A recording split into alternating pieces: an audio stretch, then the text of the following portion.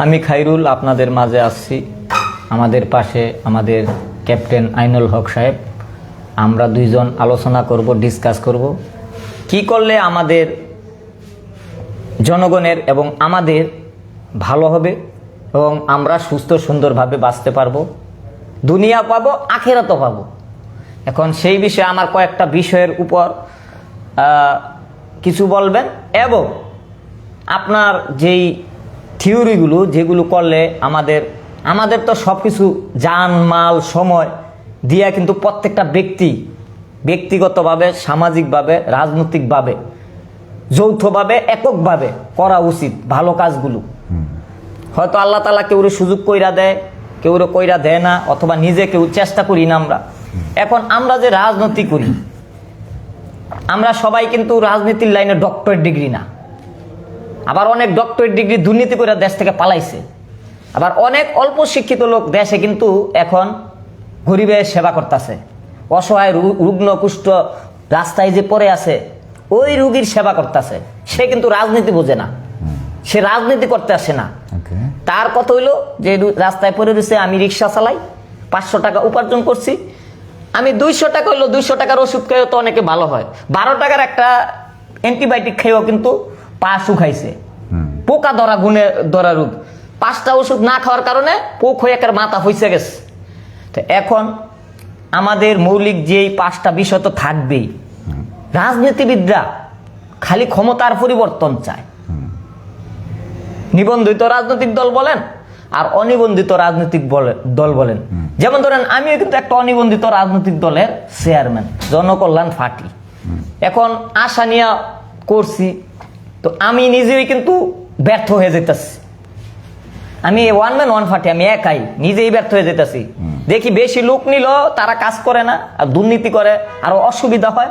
আবার কম আমি একও পারি না, এটা আমাদের ব্যর্থতা। আমি তো শ্রম দিয়া, টাকার আশাতে এখানে আমি রাজনীতিতে আসি না, শ্রম দিয়া নিজে যা কামাই কিছু খরচ করি, 3 বেলায় আমি 1 বেলাও খাই। এই সময় কিন্তু বেশি গেছে আমার 20 বছরে, এমনও দিন গেছে 1 বেলাও খাই নাই, হাইকোর্ট মাজারে কয়টা খিচুড়ি, কিন্তু আমি কিন্তু কর্ম করি। এখন বাংলাদেশের রাজনীতিটা অনেক নেতাই আছে এরকম, হয়তো আপনাদের চেহারা ভালো বোঝা যায় না, বলেন না, আমি হয়তো ছোট মানুষ বইলা ফেলাইছি। আমার নেতা একজন আছে, বলবো না নাম, সেও আমার সব বেশি কষ্ট করে। যেই আসবো গরিব মানুষ, অসহায়, একটা রুটি খাওয়াইব, কিন্তু সে কিভাবে খাওয়ায়, দাঁড় কর্জ করে খাওয়ায়, আবার কর্ম করে দিয়ে দেয়, মানুষের সেবা করে। এই রাজনীতি তো বাংলাদেশে নাই বর্তমান জামানায়। এই যে এখন বর্তমান যে এই যে নির্বাচন, আমিও তো একটা নির্বাচন এমপি ইলেকশন করবো একটা আশা নিয়ে সরিমার্কা থেকে নিতে চাইছি। কখন চাইছি? আমি কিন্তু নির্বাচন আজকে 6 মাস যাবৎ গণঅভ্যুত্থানের পর থেকে নির্বাচন বয়কট করতেছি। কেউ শোনে না আমার কথা, কেউ শোনে না, উল্টা আমার উপর অ্যাটাক হইতাছে।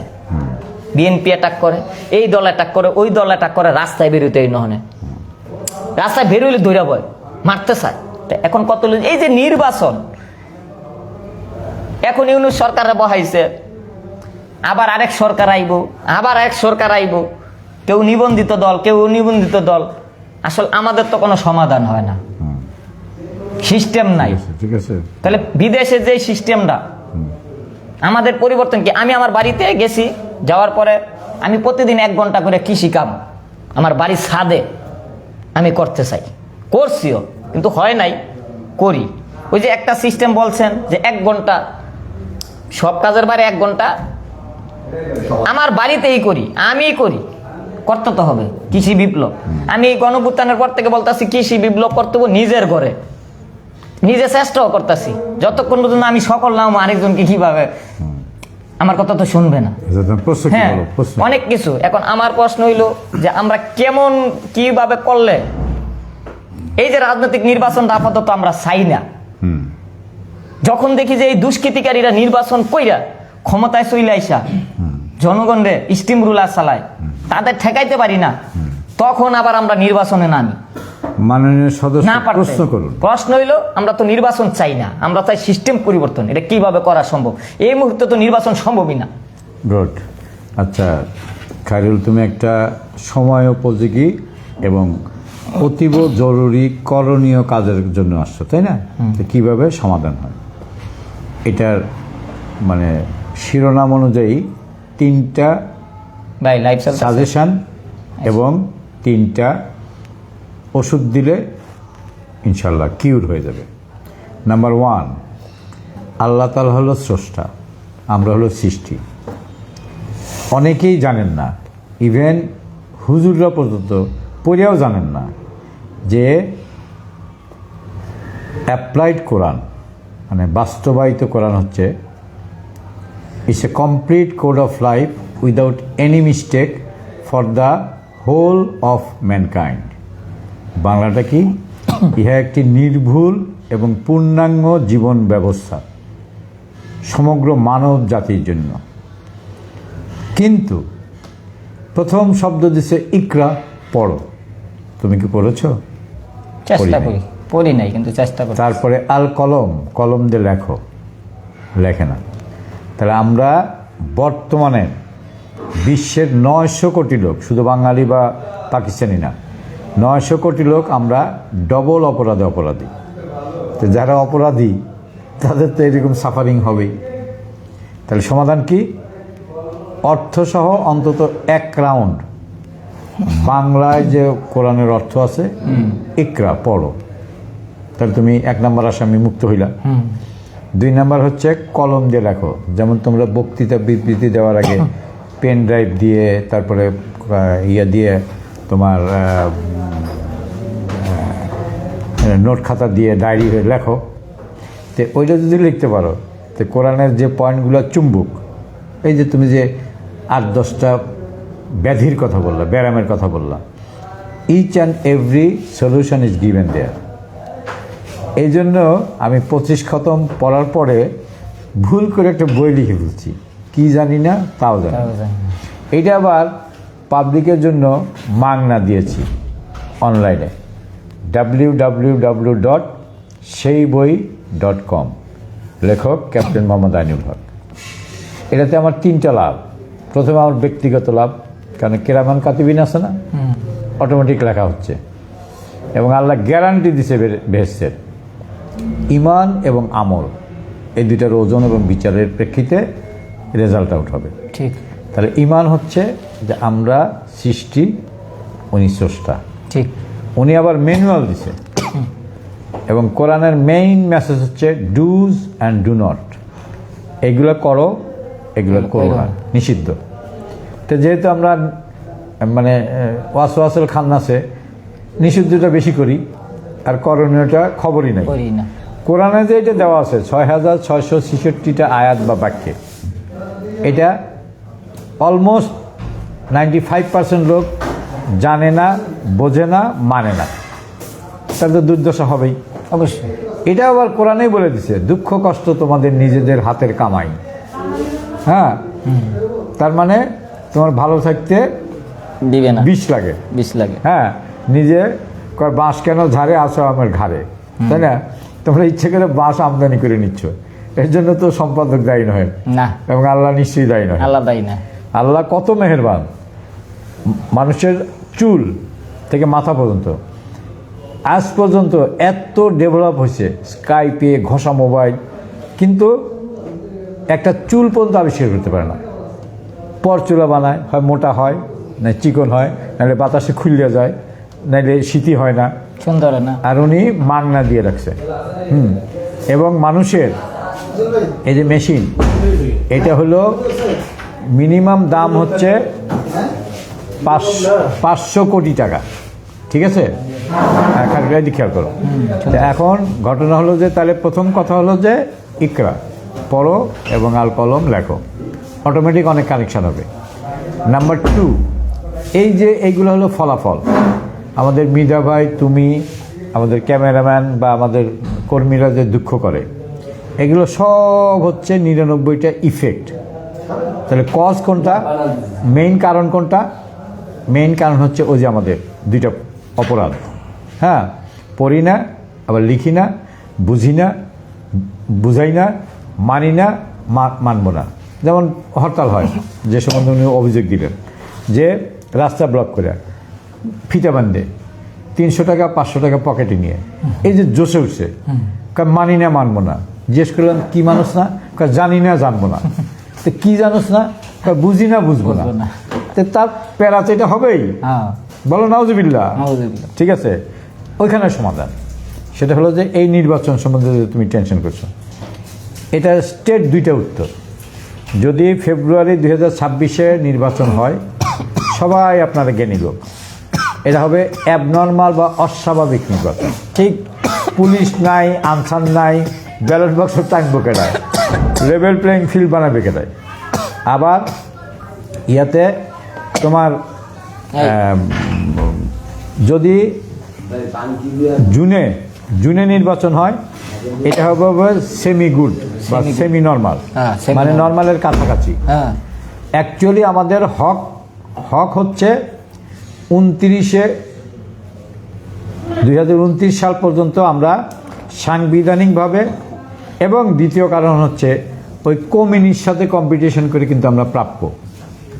কারণ সংবিধান আছে 24 হয়েছে, আফটার 5 ইয়ার্স 29-এ হবে। 29 হবে। আর আম পাবলিকের কতটুকু মানে সেন্স লোপ পেয়েছে, যেটা নন সেন্স বলি আমি, যে 29 সাল পর্যন্ত আমাকে সংবিধান অ্যালাউ করছে। আবার শেখ হাসিনা 29 সাল পর্যন্ত নিশ্চয়ই থাকতো, ওই ট্রাক সরাতে পারে নাই, তারপরে মুতু করে ভাষায় দিতে পারে নাই। হ্যাঁ, তো কমিনি যদি 29 সাল পর্যন্ত থাকতো, অ্যান্ড শি প্ল্যান ফর 2041, ঠিক না? 41 সাল পর্যন্ত উনি মাস্টার প্ল্যান করছিল না? তো 29 সাল তো দুধ ভাত থাকতো। তো আমার জিজ্ঞাসা যে কমিনি যদি থাকতে পারে, তোমাদেরকে বালুর ট্রাক চাপা দেওয়া মানে দামি স্বামী নির্বাচন করে, তাহলে মমিন সাহেব থাকবে না কেন? তুমি বুকে হাত দিয়ে বলো, 10টা শেখ হাসিনা, 20টা তারেক রহমান, 25টা মানে ডক্টর শফিকুর রহমান, 8ই বাঁধলে একটা ইউনিসের সমান হবে না। আবার দেখো, নোবেল লরিয়েট, আজ পর্যন্ত ওনার এই পদবিটা আমরা বানান করতে পারি না, কিন্তু ঠাস করে চামড়ার মধ্যে বলে সুৎখোর ঘুষখোর ডক্টর ইউনুস, তাই না? তাহলে আর একবার সরি কও, সরি। জনগণের পক্ষ থেকে, যেহেতু তুমি জনতার মঞ্চের লোক। সুতরাং মানে আমি মিটি করে হাসি, বুঝি বুঝাই, জানি জানাই, মানি মানাই, ঠিক আছে? তো এখন ঘটনা হলো যে তাহলে দ্বিতীয় ওষুধ দিলাম। 3 নম্বর ওষুধ হলো যে সবসময় ন্যাচারাল ল ফলো করবা। সূর্য পূর্ব দিক থেকে উঠে, এক বেলা হয়, দুপুর বেলা হয়, আসরক্ত হয়, মাগরিব হয়, তাই না? সূর্যের কি শখ হয় না যে একদিন উত্তর দিক থেকে উঠি? পারে না। যে সূর্য চন্দ্র এত পাওয়ারফুল মাল হইয়া তারা যদি আল্লাহর অর্ডার শুনতে বাধ্য হয়, তো তুমি আমি কোন ছাড়? আমরা কিছুই না। তাহলে আমাদের মানা খুবই উচিত। ঠিক, কোরআন হচ্ছে নির্ভুল কিতাব, আমাদের সংবিধান হবে অলিখিত। অলিখিত। নিশ্চয়ই আমেরিকান, ব্রিটিশ আমাদের চেয়ে কম স্মার্ট না, না, তাদের সংবিধান কিন্তু অলিখিত। অলিখিত।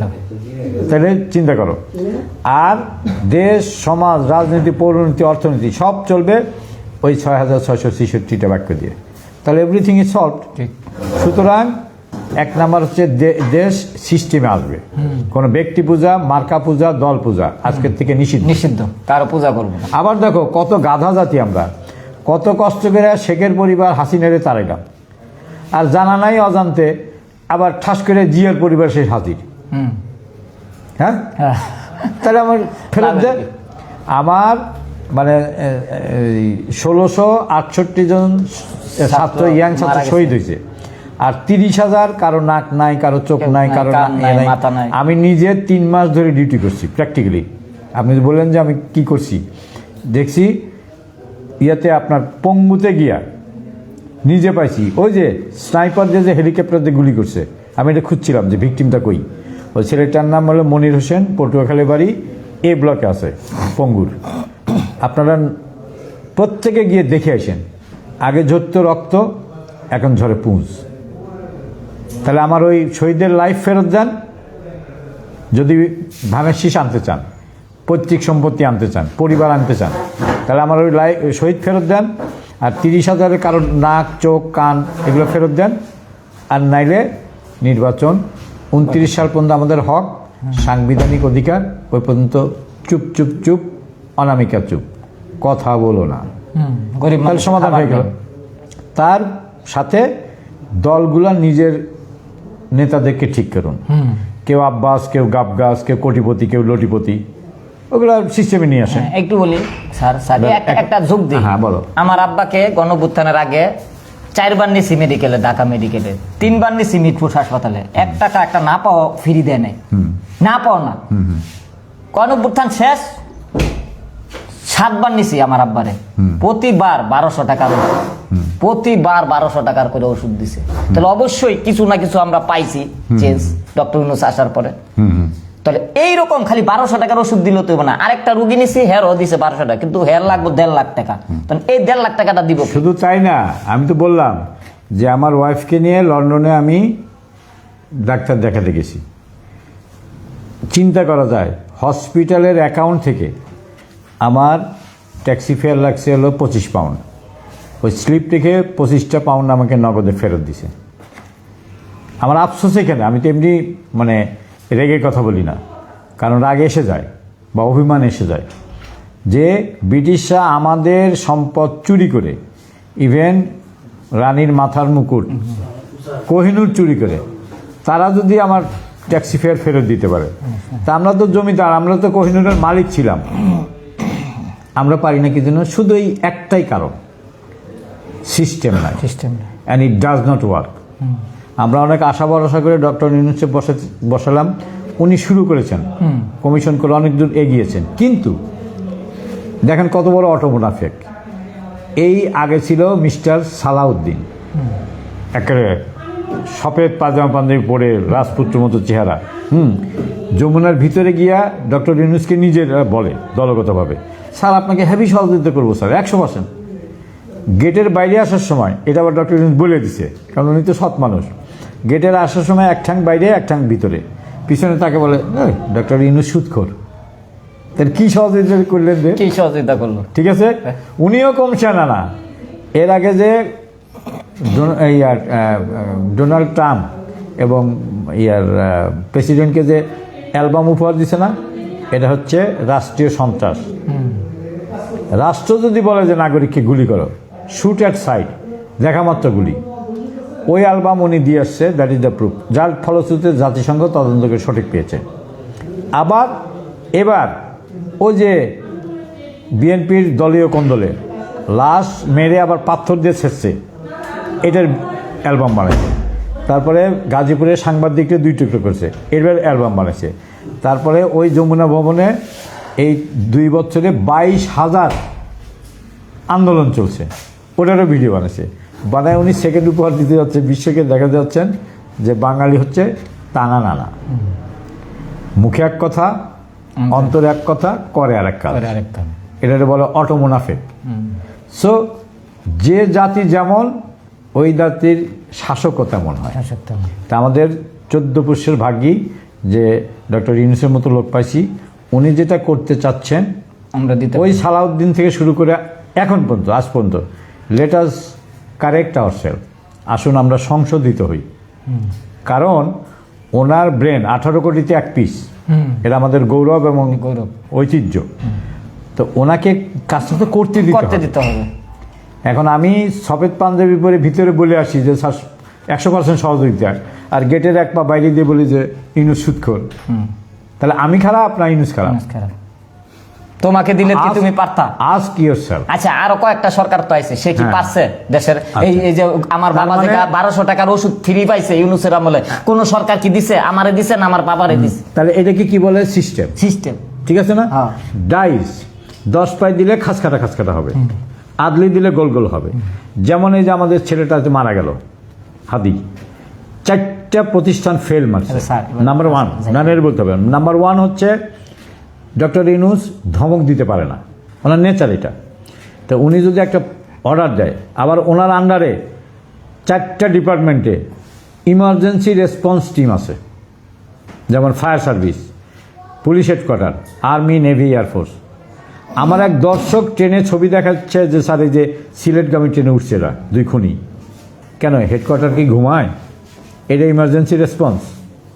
তাহলে এই যে আমরা যে অকাম্মা, বাদাম্মা এবং পক জাতি, তা আমাদের ওষুধ দিবে কেলায়? আমাকে ওষুধ দিবে কেনা? আমরাই তো ভালো না। 3 নাম্বার ডক্টর আসিফ নজরুল, আইনের শিক্ষক, আইনের ডিন, আইন উপদেষ্টা, বিচার নাই। 8,000 এরকম জঙ্গি অপরাধী জামিন পাইছে গত 2 বছরে, উনি জানেনই না। তাই ওর জন্য আমি আমার একটা বই লিখছি 12 বছর আগে, কি জানি না তাও জানি না। তাহলে আমার বইটা পড়েন, ওই যে www.com সেই .বই.com ওই .com, লেখক ক্যাপ্টেন আইনুল হক, তাও পড়ে না, কি জানি না তাও জানি না। আসেন আইজিপি, উনি মিনিমাম 2-2.5 লাখ টাকা স্যালারি পান। ওনার কপালে আমরা ট্রেনিংয়ের সময় লিখে দিছি দুষ্টের দমন শিষ্টের লালন। তো যে লোক এইখান থেকে গুলি করে রকগুলো ছিঁড়ে ফেলে, তো সে দুষ্ট না? তাকে ধরা ফরজ না? তে হোয়াট বলস ইজ হি ডুইং? এটা বাংলাগুলোতে আবার আপনারা আমাকে দায়ী করবেন। হোয়াট বলস ইজ হি ডুইং মানে হলো আইজিপি কি বাল ফেলিচ্ছে। বলস মানে হলো বাল। এবং যুদ্ধে, প্রেমে এবং রাজনীতিতে এটা হলো 4th language, it is allowed. যখন আমাদের আক্কেল গুরুম হয়ে যায়, কমন সেন্স যখন লোপ পায়, তখন একটা সেন্স থাকে ননসেন্স। ননসেন্সও যখন লোপ পায়, তখন হাতিরা গুলি খায়। কালকে আমি গুলি খাবো, কালকে তুমি গুলি খাবা। তুমি সিমটম বুঝতেছো না? উচিত কথা বললে, তোমার কিন্তু কাজ করতে গেছি আমরা ধরে বসে। হলুদ কার্ড, এটা হলুদ কার্ড। সুতরাং আমি আইজিপিকে বলবো আমার খায়রুল ভাইকে অন্তত 2 খান পুলিশ দেন, আজকে 24 ঘন্টা যে থাকবে, তাহলে হবে সমাধান হবে। এবং শেষে আর্মি ক্যাম্প করে করে রোদ বৃষ্টিতে মানে কষ্ট করতেছে আমাদের মেজর ক্যাপ্টেনরা। ম্যাজিস্ট্রেসি পাওয়ার আছে, একটা লোকের সাথে 10 মিনিট আলাপ করলে বোঝা যায় যে কে শয়তান আর কে আসামি, কে ভিকটিম, তাই না? তাহলে করলেই তো হয়। তো অয়েল ইউর ওন মেশিন, নিজের তরকারি তেল দেন, সব সমস্যার সমাধান দেন। ধন্যবাদ। ধন্যবাদ। আসসালামু আলাইকুম।